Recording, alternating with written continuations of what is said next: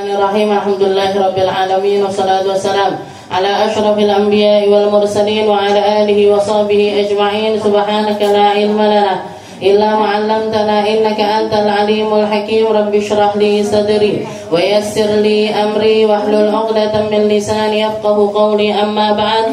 Alhamdulillah ala ni'matil Islam, alhamdulillah ala ni'matil iman, wa kafa biha min ni'mah. Alhamdulillah, segala puji bagi Allah Subhanahu wa taala. Malam ini kita dikumpulkan oleh Allah, kita didudukkan oleh Allah, kita disempatkan, disehatkan untuk bersama-sama melantunkan qasidah, melantunkan pujian-pujian untuk baginda kita Nabi Muhammad sallallahu alaihi wasallam. Kita diberi kesempatan untuk muji-muji Nabi, itu menandakan bahwasanya lisan kita Allah Ta'ala ingin membersihkannya dari setiap keburukan.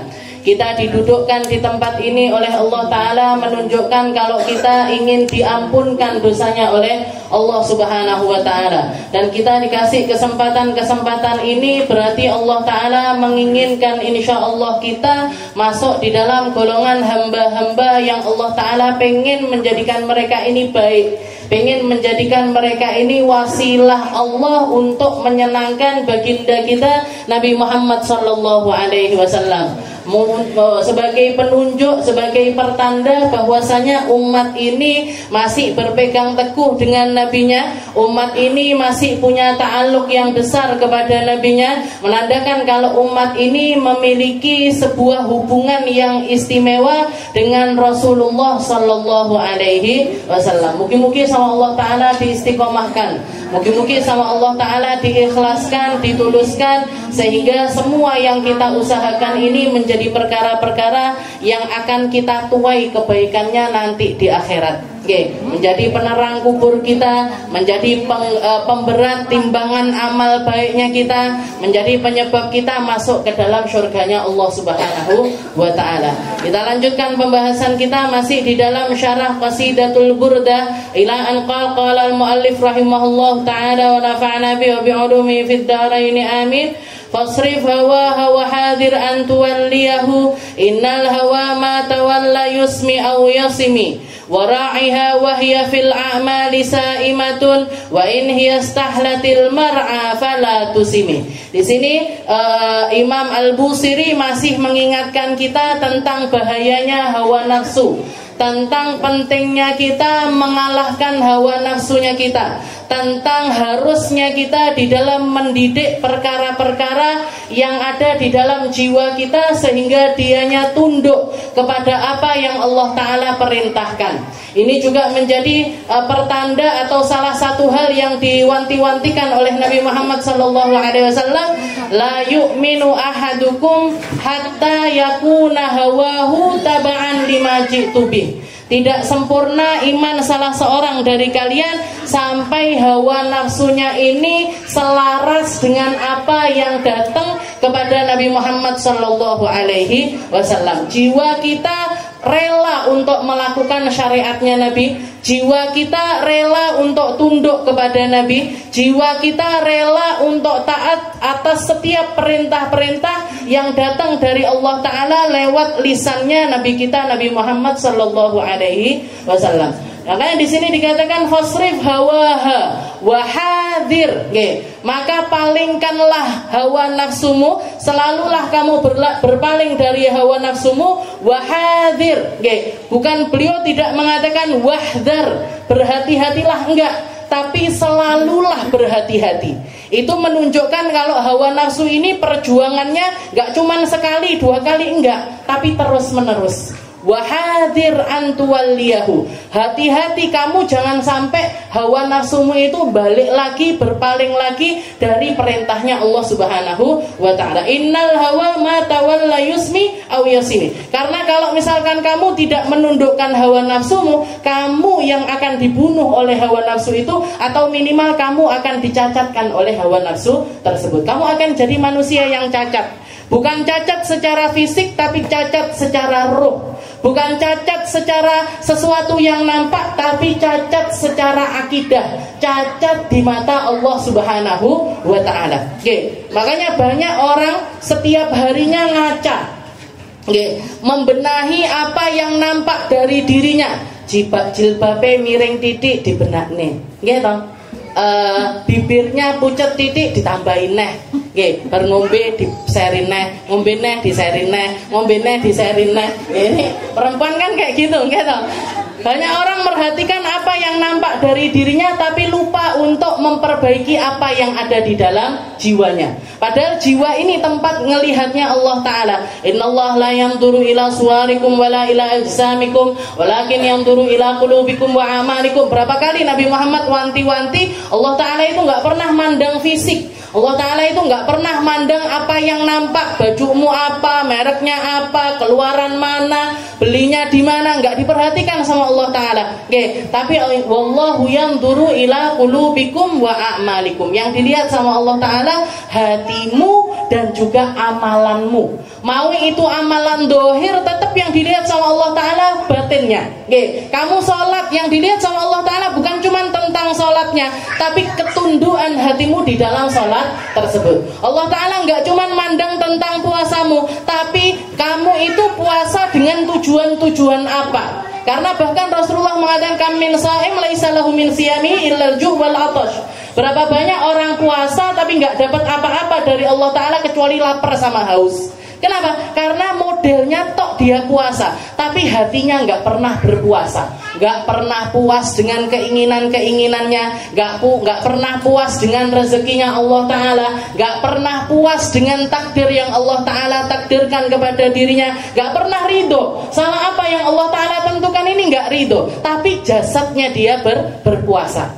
Kelihatannya dia zakat, kelihatannya dia mengeluarkan harta, tapi ketulusan di dalam pengeluaran harta ini pun juga nggak ada. Ini yang dimaksud. Innallaha la yanzuru ila suwarikum wala ila ajsamikum walakin yanzuru ila qulubikum wa amalikum. Hatimu sama amalmu. Amalmu pun yang dilihat sama Allah Ta'ala dalamnya. Makanya wahadir antualiyah. Hati-hati kamu. Hati-hati dari apa? Selalulah hati-hati, jangan sampai hatimu ini berpaling. Jangan sampai hatimu ini berpaling dari Allah Ta'ala. Jangan sampai ketika kamu taat sekalipun, kondisikan hatimu ini tetap dalam ketaatan kepada Allah Subhanahu wa Ta'ala. Kenapa? Karena kalau enggak, kamu nanti dibunuh sama hawa nafsumu.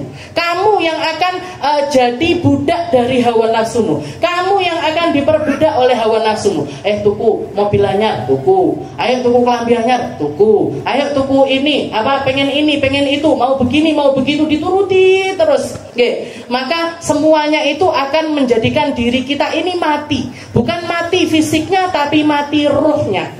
Mati ruhnya. Makanya para ulama mengatakan berapa banyak orang mati tapi sebenarnya dia hidup, dan berapa banyak orang hidup tapi sebenarnya dia itu mati. Siapa orang yang mati tapi hatinya hidup? Siapa orang yang mati tapi dirinya ini hidup? Para ulama. Orang-orang soleh kita terdahulu, orang-orang baik-baik, orang-orang yang ninggalkan kisah baik, orang-orang yang ninggalkan sejarah baik, orang-orang yang ninggalkan kemanfaatan untuk umat. Mereka itu mati tapi ruhnya itu nggak pernah mati.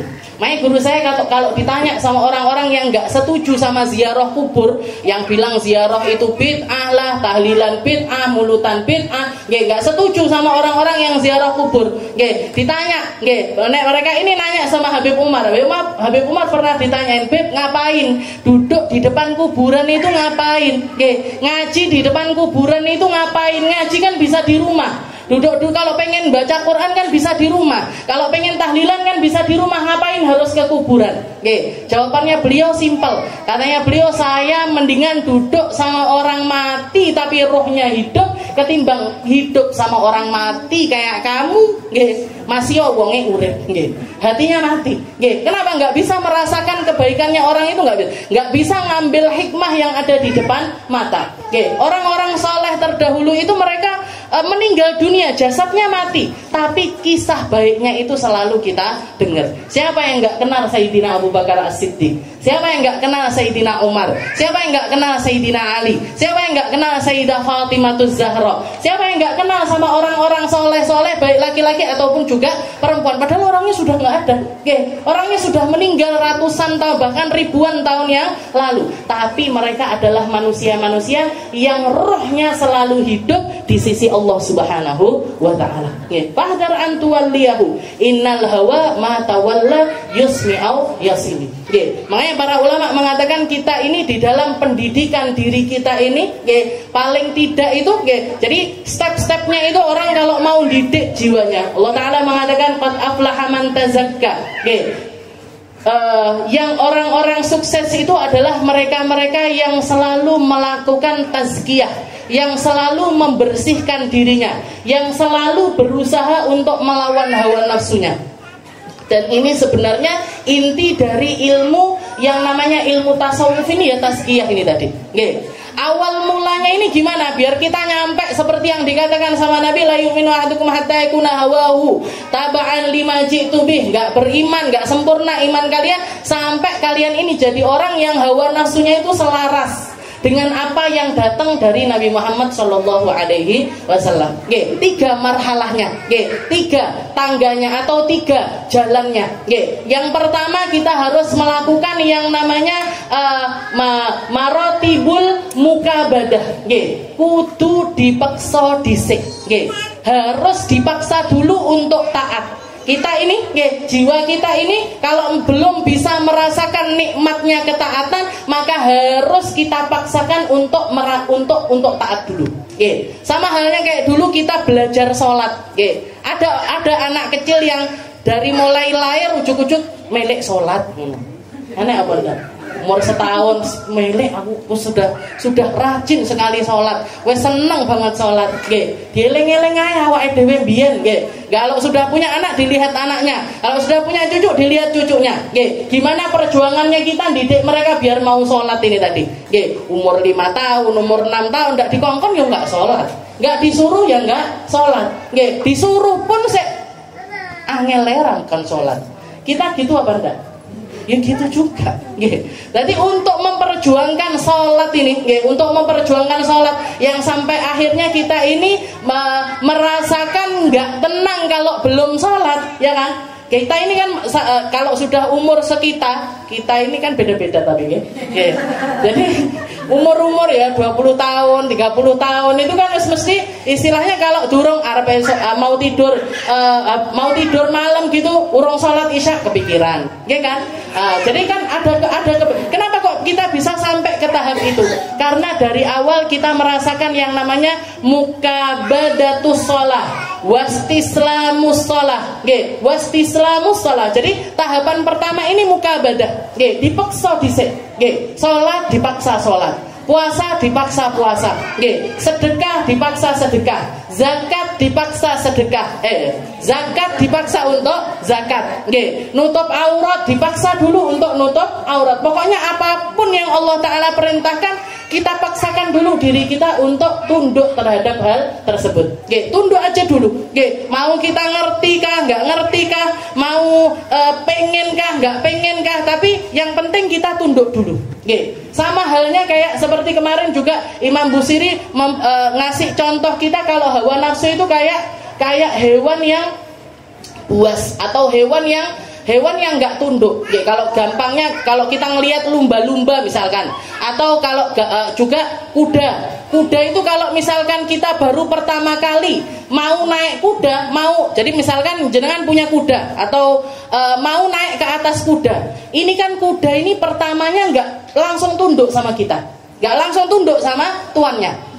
Kalau orang pertama kali naik ke atas kuda, kudanya loncat-loncat, diceblok neneh gitu, naik lagi ceblok neneh, naik lagi ceblok neneh, habis itu nanti dipukul, habis itu diginikan dan lain sebagainya.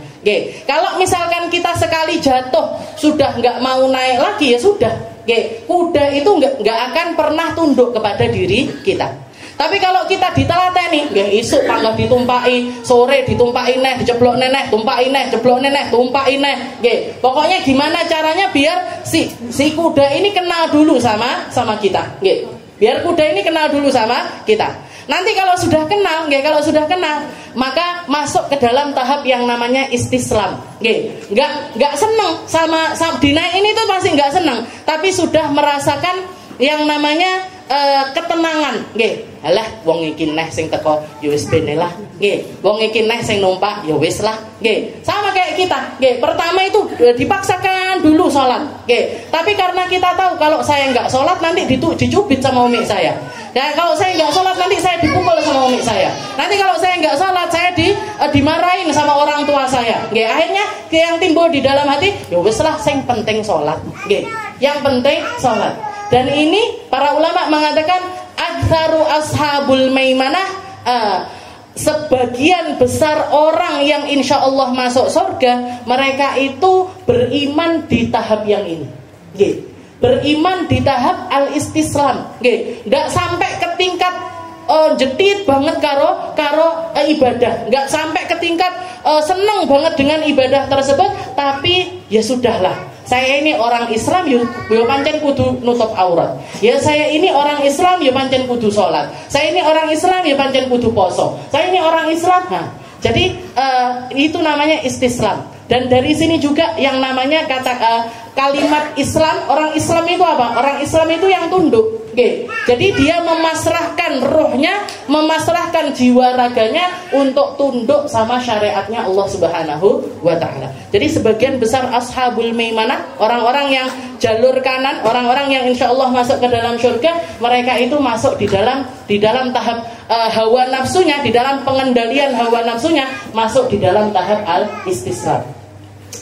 Tapi nanti kalau dididik terus, akhirnya masuk di dalam martabah al-muwafaqah. Al-muwafaqah. Muwafaqah ini apa? Sejalan antara keinginan dirinya dengan keinginan syariat. Sejalan antara senangnya dia dengan senangnya Allah. Sejalan antara senangnya dia dengan senangnya Rasulullah Sallallahu Alaihi Wasallam. Ini namanya martabah al-muwafaqah.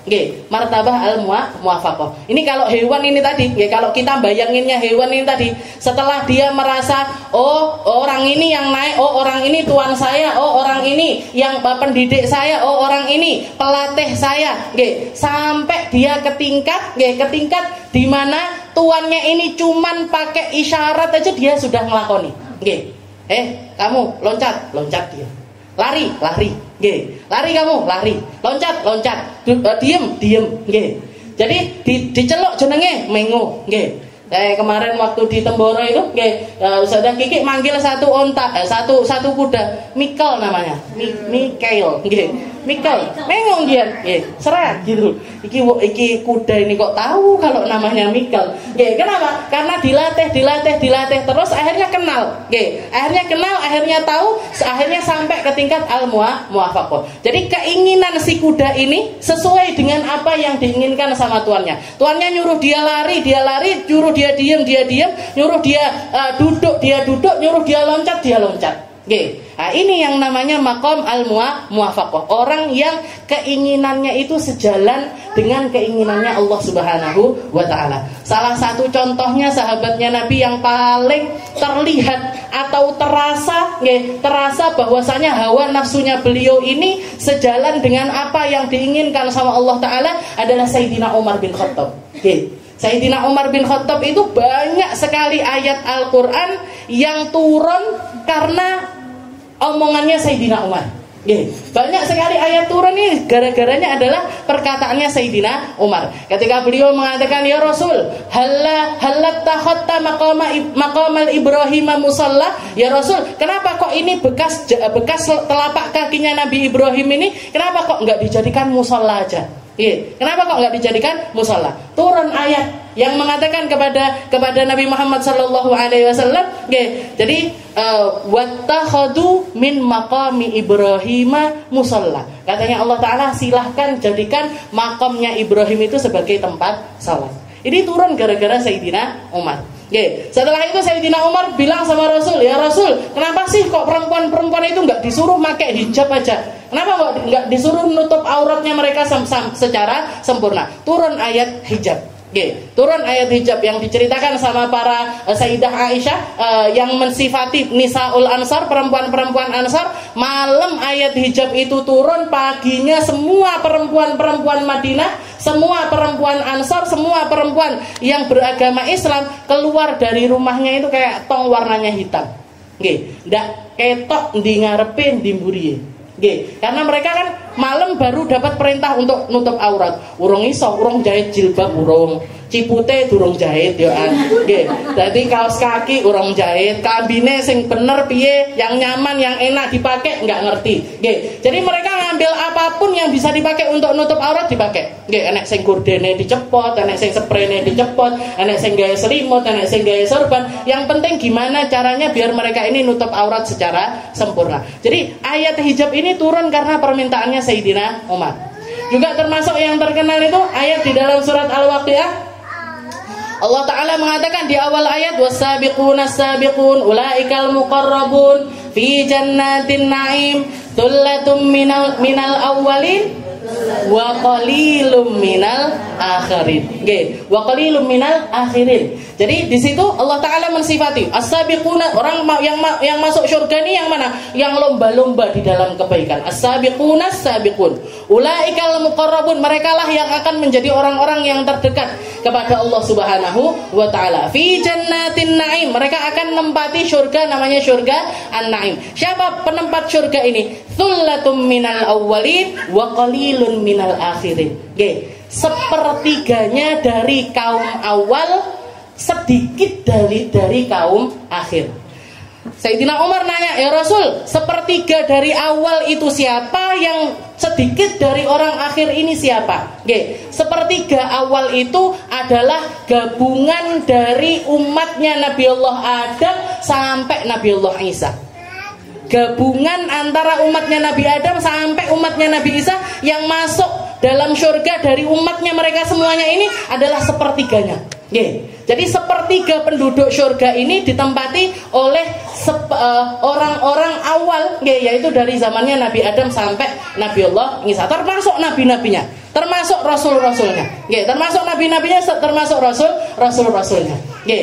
Setelah itu Allah Ta'ala mengatakan wa qalilun minal akhirin, sedikit dari kaum akhir. Begitu Rasulullah mengatakan sedikit ini adalah umatnya Rasulullah Shallallahu Alaihi Wasallam. Nangis Sayyidina Umar, ndak mandek nangisnya. Titik ya Rasul, titik sing mlebu surga, sedikit yang masuk surga dari umatmu ya Rasul, sedikit dari kaummu yang bakalan masuk surga ya Rasul. Nggak bisa ini, nggak bisa. Lek mek titik aku mlebu surga apa ndak? Lek titik aku mlebu golongan ini apa enggak? Bingung beliau, bingung, nggak berhenti nangis, nggak berhenti minta sama Allah Ta'ala, nggak berhenti minta sama Rasulullah Shallallahu Alaihi Wasallam untuk diselamatkan. Sampai akhirnya turun ayat yang berikutnya, diganti, direvisi sama Allah, direvisi sama Allah Ta'ala, thullatum minal awwalin wa thullatum minal akhirin, sepertiga dari kaum terdahulu, sepertiga dari kaum akhir. Masih nanya lagi, sepertiga ini sak berapa ya Rasul? Sepertiga ini sak berapa? Katanya Rasulullah SAW sampai ke tingkat hampir nggak ada dari umatnya Nabi kecuali masuk surga. Hampir nggak ada dari umatnya Rasulullah SAW, insya Allah bakalan selamat masuk ke dalam surga. Berkat siapa? Berkat Sayyidina Umar. Jadi berkat dari permintaannya Sayyidina Umar, karena beliau bingung, lek titik aku kemana, mau ndak? Kalau dikit ini saya masuk di dalam golongan ahli surga atau tidak? Akhirnya Allah Ta'ala nurunkan ayat sesuai dengan keinginannya Sayyidina Umar bin Khattab. Sesuai dengan keinginannya Sayyidina Umar. Juga ketika orang-orang bingung, ada orang munafik Abdullah bin Ubay bin Salul ketika mati, Sayyidina Umar bingung, ini disolati apa ndak? Ini kita nyolati apa ndak? Kita ikut nyolati dia apa ndak? Turun ayat yang turun kepada Rasulullah Sallallahu Alaihi Wasallam, la tusalli ala ahadim minhum mata abada wa la takum ala qabri. Wahai Muhammad, jangan kamu solati siapapun yang sudah sudah jelas-jelas tentang kemunafikannya, bahkan jangan berdiri di atas makomnya mereka. Nggak usah kamu menghormati dengan kuburannya orang-orang yang semacam itu. Itu permintaannya Sayyidina Umar. Kenapa kok bisa Sayyidina Umar ini jadi orang yang sampai keinginannya ini sejalan dengan keinginannya Allah Subhanahu wa Ta'ala? Seperti yang kita tahu, Sayyidina Umar itu dulunya sebelum masuk Islam, sebelum masuk ke dalam agama Islam, beliau ini premannya orang Mekah. Gak ada satupun orang Mekah yang kelihatan jagoannya kecuali ditantang sama Sayyidina Umar duet. Semua maksiat tahu dilakoni kabeh. Mateni anaknya perempuan ada 9 orang perempuan dikubur hidup-hidup sama Sayyidina Umar. Jadi semua maksiat itu dilakoni kabeh. Jadi beliau itu orang yang apa katanya hawa nafsu dieloi. Pengen ngombe khamr, minum. Pengen bunuh orang, bunuh. Bahkan termasuk salah satu hal yang kisahnya beliau masuk Islam ini kan, keluar dari rumahnya bukan niat masuk Islam, niatnya bunuh Rasulullah SAW. Jadi sudah bawa pedang, mau pergi ke rumahnya Nabi Muhammad SAW, mau bunuh Nabi, di tengah jalan ketemu sama seorang perempuan. Kamu itu loh kok repot-repot mau bunuh Muhammad, itu loh adikmu sendiri masuk Islam. Ganti haluan ini, yang maunya bunuh Nabi ganti haluan, pegel karena omongannya perempuan tadi, langsung mau pergi ke rumah adiknya Fatimah bintul Khattab, mau dibunuh Fatimah ini tadi. Adiknya sendiri mau dibunuh. Pergi, ternyata di situ sebelum masuk ke dalam rumah, karena memang Allah Ta'ala menginginkan hidayah untuk beliau. Kedengeran di dalam rumah itu ada yang ngaji. Ada yang ngaji surat Toha. Awal surat Toha. Ma anzalna 'alaikal qur'ana litashqa illa tadhkiratan liman yakhsha, dan lain sebagainya. Itu didengar sama Sayyidina Umar, langsung turun hidayah kepada beliau, dan beliau mengatakan di dalam hatinya, gak mungkin ini dikarang oleh manusia. Gak mungkin ini sesuatu yang dikarang oleh manusia. Jadi beliau itu orang yang opo jareatine dieloi. Kalau memang itu kebenaran, bahkan juga diikuti sama beliau. Kalau itu memang kebenaran, diikuti sama Sayyidina Umar. Akhirnya masuk, dilihat kitabnya, akhirnya masuk ke dalam agama Islam. Begitu masuk ke dalam agama Islam, pergi ke rumahnya Rasulullah SAW. Setelah itu mengikrarkan keislamannya. Setelah itu beliau mengatakan, ya Rasul, dulu saya terang-terangan menghadang dirimu.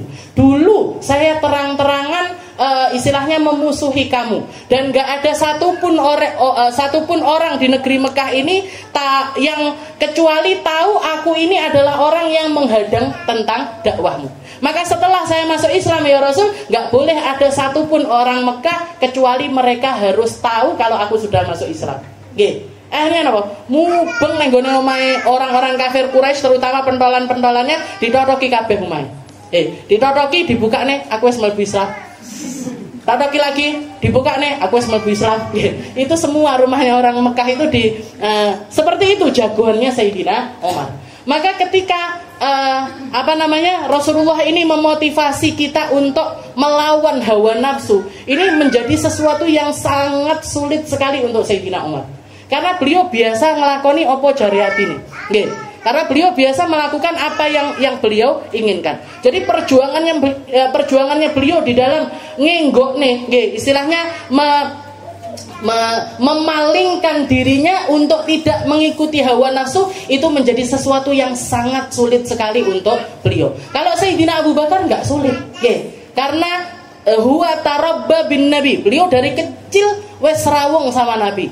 Dari kecil sudah ngikuti akhlak baiknya Nabi. Sudah terkontaminasi dengan cara berpikirnya Rasulullah SAW yang memang dari awal ini lurus.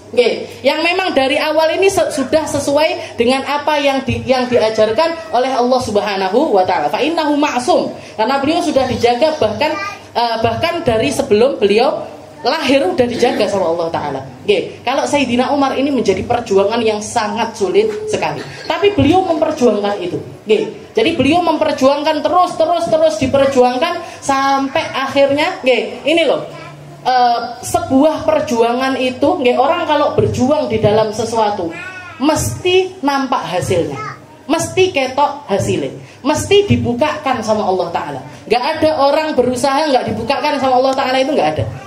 Gak ada orang serius kecuali dia dikasih porsi dari apa yang dia seriusi.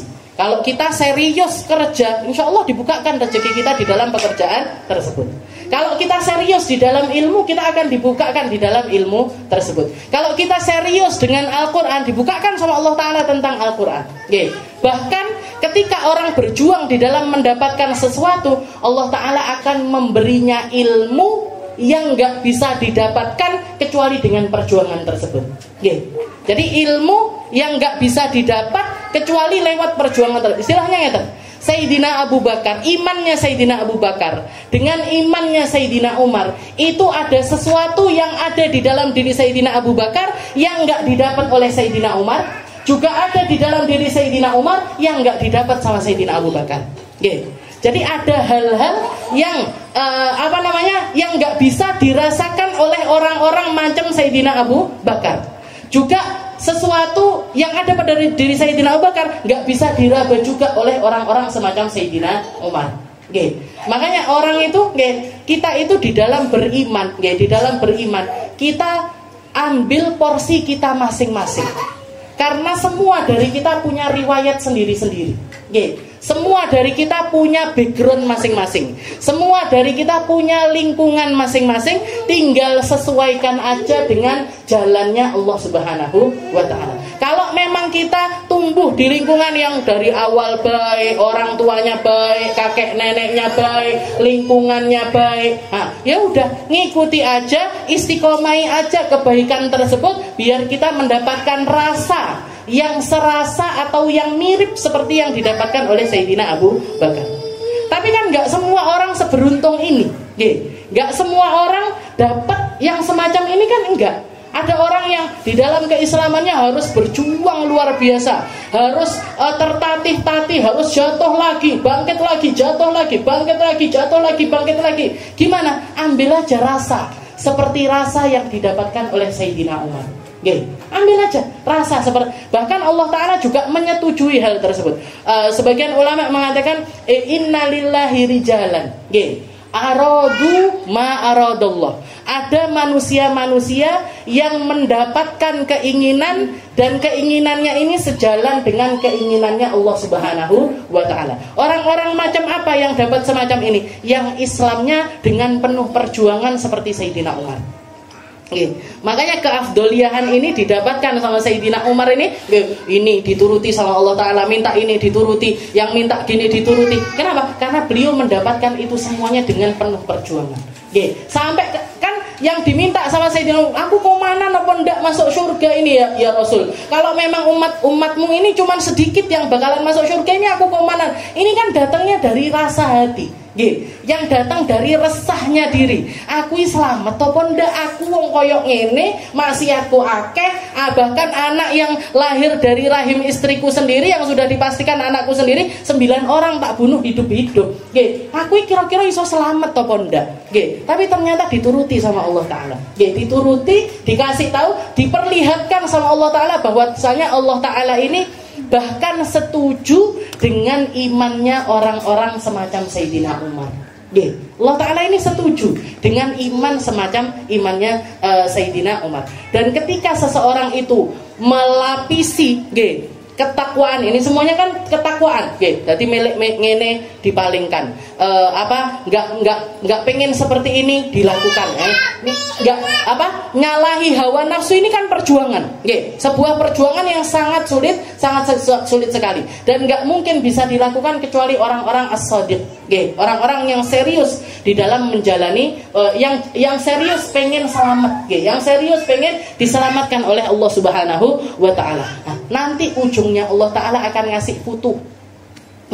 Yang kalau kita dengar doa beberapa ulama kita ngajarin kita doa Allahumma ftahna futuhal arifin, Allahumma ftahna futuhal arifin, Allahumma ftahna. Jadi ini adalah ketakwaan yang dilapisi dengan keilmuan. Orang yang berilmu ngaji, mondok, belajar tentang syariat, belajar tentang ilmu apapun ilmu tersebut, ketika dia membarenginya dengan ketakwaan, penyalahan hawa nafsu, mendidik diri, berusaha untuk berakhlak dan lain sebagainya. Jadi ketakwaan ini dilapisi dengan keilmuan, maka di situ yang keluar nanti adalah futuh. Futuh itu apa? Dibukakan sama Allah Ta'ala sesuatu yang gak bisa dinalar. Dia akan memahami hal-hal yang gak tertulis. Dia akan dimampukan untuk bertakwa dengan caranya, meskipun gak ada yang mencontohkan hal tersebut. Meskipun tidak ada yang mencontohkan hal tersebut. Kayak yang dulu, kalau jenengan ingat, saya menceritakan tentang Abuya Zain, Abuya Al-Habib Zain Baharun itu. Ketika saya mengunjungi salah satu teman saya yang suaminya meninggal, ternyata Ustadz ini tadi seringkali disuruh sama Abuya untuk nyedekahi pondok-pondok, sekolah-sekolah, pesantren-pesantren kecil-kecil yang ada di sekitaran Raji. Katanya beliau mengatakan, ini diwasiatkan oleh abahnya, kalau kamu pengen pondokmu besar, besarkan pondoknya orang lain. Kalau kamu pengen sekolahmu besar, besarkan sekolahnya orang lain. Kalau kamu pengen majelis ini besar, besarkan majelisnya orang lain. Ini ilmu yang mungkin kita nyari neng buku ndi yo, neng kitab opo yo, di bagian mana, siapa yang mencarahi dengan syarah yang semacam mungkin nggak ketemu. Kenapa? Tapi kenapa kok beliau bisa melakukan hal tersebut? Karena innallaha yaftah alaih. Karena Allah Ta'ala bukakan kefahaman dirinya, sehingga keilmuan yang diserap dibarengi dengan ketakwaan kepada Allah Ta'ala, itu yang akan menimbulkan cahaya-cahaya pemandu untuk dirinya. Itu yang bakalan nuntun orang tersebut. Kowe ngene yo, kalau sama orang ini gini, kalau sama orang ini gini, kalau sama orang ini gini. Karena enggak semuanya melulu tentang tekstual. Sayyid Imam Syafi'i itu pernah di satu majelis, ketika sesi tanya jawab, tapi enggak di ranah umum, ada satu orang datang kepada Imam Syafi'i. Imam, orang kalau lagi puasa nyium istrinya batal napa mboten, Imam? Katanya Imam Syafi'i, oh enggak batal. Katanya Imam Syafi'i enggak batal. Datang lagi orang kedua nanya hal yang sama, persis. Wahai Imam, kalau lagi puasa nyium istrinya batal apa enggak, wahai Imam? Oh, batal. Sing bingung muridnya. Yang bingung muridnya. Ini yang pertama dibilang enggak batal, yang kedua dibilang batal. Walik. Yang pertama dibilangnya enggak batal, yang kedua kok dibilangnya batal. Ini yang benar yang mana? Ini mau tak catet ini piye nyatete Imam? Katanya Imam Syafi'i, yang pertama adalah seorang syekhun kabir, adalah seorang laki-laki yang sudah tua renta. Kalaupun dia nyium istrinya, nyiumnya itu karena sayang. Kalau nyium istrinya itu cuma mek sayang-sayangan toh, mek paluk-palukan aja, nggak sampai mikir hal-hal yang aneh-aneh, nggak sampai mikir kemana-mana, itu nggak sampai. Ini orang sudah tua bisa apa? Jadi kalaupun misalkan dia nyium istrinya, nyiumnya itu cuma karena sayang, nggak batal dia. Kalau cuma nyium karena sayang itu nggak batal. Terus yang kedua, mantan nanyar. Yang kedua yang nanya ini mantan nanyar. Saya katakan nggak batal, bablas neng dinti itu nanti. Akhirnya akan kemana-mana. Akhirnya istilahnya batalnya bukan karena nyiumnya, tapi akhirnya melayu moronggone sing liyane. Jadi ini kenapa kok bisa beliau itu bisa menjadi seperti itu? Bisa menjadi seperti itu karena ini dibukakan sama Allah Ta'ala pintunya, dibukakan sama Allah Ta'ala kefahamannya, dibukakan sama Allah Ta'ala ma'rifahnya. Nabi Muhammad juga sering kayak gitu, Bu. Rasulullah itu sering. Ada satu orang nanya, "Ya Rasul, ma afdalul a'mal, amal paling baik apa?" La taghdab. Katanya Nabi, ojo nesu. Nanya sampai 3 kali, jangan marah. Yang satunya lagi, ya Rasul, apa? Yang paling baik apa ya Rasul? Jihad fisabilillah. Jihad di jalannya Allah. Satu lagi nanya, ya Rasul, yang paling baik apa? As-shalah ala waqtiha. Salat sing tepat waktune. Di awal waktu yang tepat. Ini yang mana ini? Kalau kita melihat kan semuanya ada di istilahnya, semuanya ini kan beda-beda. Terus ini yang paling afdal ini yang mana? Ternyata Rasulullah itu ngobati sesuai sama orangnya. Yang ini panjen gampang nesu, benda nesuan. Yang ini males-malesan salatnya, biar nggak males salatnya. Yang ini biar dia seorang pengecut, seorang yang takut pergi perang, biar nggak takut lagi pergi perang. kalimat kalau jenengan baca hadis la yu'minu ahadukum atakuna, banyak kan orang nggak sempurna imannya kecuali begini, orang nggak sempurna imannya sampai dia itu yang baik sama tetangga, nggak sempurna imannya kecuali dia ngomong yang baik, kalau nggak bisa ngomong baik diem, kan macam-macam. Oke, terus piye kita ngambilnya yang mana ini, yang bakalan nyempurnain keimanan kita ini yang mana, yang jadi problemnya kita. Oke, yang jadi problemnya kita. Kalau kita ini ngomongnya elek terus ya wis, nggih, nyempurnakan iman saya pakai omongan yang apik. Nggih. Kalau saya orang yang teledor, nggih, teledor di dalam ngopeni tamu dan lain sebagainya. Nah, berarti ini, nggih. Jadi kita sesuaikan dengan diri kita.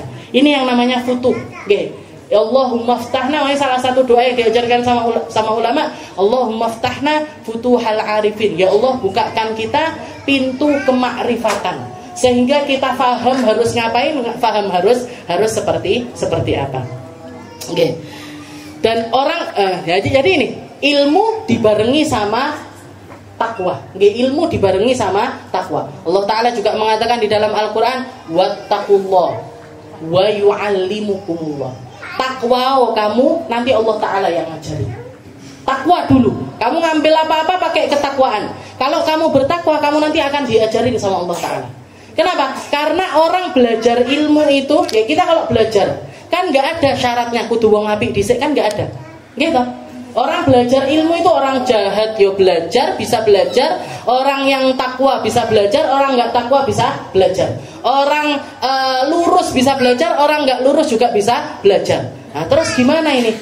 Ini loh yang ditakutkan, yang diwanti-wantikan sama Allah Ta'ala, yang sampai Nabi Muhammad itu mewanti-wantikan istilahnya nanti di akhir zaman yang lebih aku takutkan untuk umatku itu bukan dajjal bahkan, tapi ulama asu, ulama yang menyesatkan. Kenapa kok bisa ada ulama menyesatkan? Kenapa kok bisa ada ulama dan dia itu menyesatkan umat? Karena dia ngambil ilmunya nggak pakai ketakwaan. Karena dia berilmu tapi nggak bertakwa. Ilmunya nggak memperdekat dia kepada Allah, tapi malah justru bikin dia lebih jauh kepada Allah. Dia mondok tapi pakai harta haram, pakai harta riba, pakai harta nyolong duit uang, pakai harta yang kotor, atau didapat dengan cara yang enggak terhormat, didapat dengan cara yang enggak terhormat. Maka harta ini, orang ini istilahnya kelihatannya mondok, kayaknya di pesantren, kayaknya ngaji ilmu, belajar ilmu, dan memungkinkan bagi dia untuk jadi orang alim itu mungkin, karena keilmu itu yang istilahnya orang bisa berilmu itu takarannya IQ, takarannya otak, takarannya kecerdasan.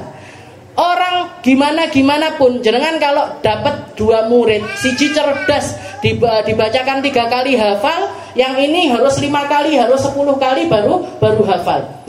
Berarti apa? Kita sudah langsung tahu. Oh, berarti bocah iki cerdas. Oh, bocah iki enggak cerdas. Tapi kan realitanya berapa banyak orang yang ketika di pondok itu cerdas luar biasa, tapi justru malah nggak bisa memanfaatkan ilmunya. Bahkan untuk dirinya sendiri nggak bisa bermanfaat. Bahkan untuk sekedar nutup aurat nggak bisa. Bahkan sekedar untuk jagain sholat nggak bisa. Kenapa? Apa ini problemnya dia apa? Dia dapat ilmu tapi nggak dapat takwa. Makanya yang didahulukan sama Allah Ta'ala, wattaqullah wa yu'allimukumullah. Yang takwa, ngapa-ngapain itu yang takwa, ngaji yang takwa, belajar yang takwa, tunduk sama orang dengan ketakwaan, ngajar yang takwa, ngambil bisyarah yang takwa, ngambil upah. Caranya takwa di dalam ngambil upah ini gimana? Jangan sampai upah kita ini jadi istilahnya jadi pahalanya kita di dunia, sehingga kita nggak dapat apa-apa di akhirat. Jangan sampai dunia ini membolak-balikkan harga diri kita. Jangan sampai gara-gara harta duniawi kita itu bisa dibawa ke sini, bisa dibawa ke sana, bisa dijadikan orang begini, bisa dijadikan orang begitu. Jangan sampai. Kita yang harus jadi ngapa-ngapain takwa, ngomong yang takwa, ngelihat yang takwa, denger yang takwa. Nanti Kalau kita bertakwa, Allah Ta'ala yang ngajarin kita. Oke, wattaqullah wa yu'allimukumullah. Karena kalau sudah orang berilmu tapi nggak punya ketakwaan, ini yang bakalan istilahnya bikin hidupnya orang ini nggak karu-karuan. Dan saya nggak pernah melihat orang yang lebih tersiksa dunia, bahkan sebelum akhirat sudah dinampakkan sama Allah Ta'ala keburukannya di dunia melebihi dari orang yang berilmu tapi nggak punya ketakwaan kepada Allah, nggak punya penghormatan kepada gurunya, sampai ke tingkat dia ini nggak bisa membedakan mana yang benar mana yang salah. Orang biasa tahu ini benar ini salah, tapi dia nggak bisa nilai ini benar ini salah. Saya nggak pernah melihat orang tersiksa dengan ilmunya melebihi dari orang yang berilmu tapi nggak punya ketakwaan kepada Allah Subhanahu wa Ta'ala. Mungkin kita dikasih takwa sama Allah, dikasih rasa takut sama Allah, dikasih rasa ngerti gimana caranya ngambil sesuatu itu dengan penuh ketakwaan, ngambil sesuatu itu penuh dengan ridho dari Allah, ngambil sesuatu itu penuh dengan sejalan dengan apa yang diinginkan oleh Rasulullah Sallallahu Alaihi Wasallam. Wasrif hawa hawa hadir antuwaliyahu innal hawa ma tawalla yusmi aw yasimi wa ra'iha wa hiya fil a'mali sa'imah wa in hiya stahlatil mar'a fala tusimi wallahu a'lam bis shawab. Insyaallah kita lanjutkan di pertemuan kita yang selanjutnya.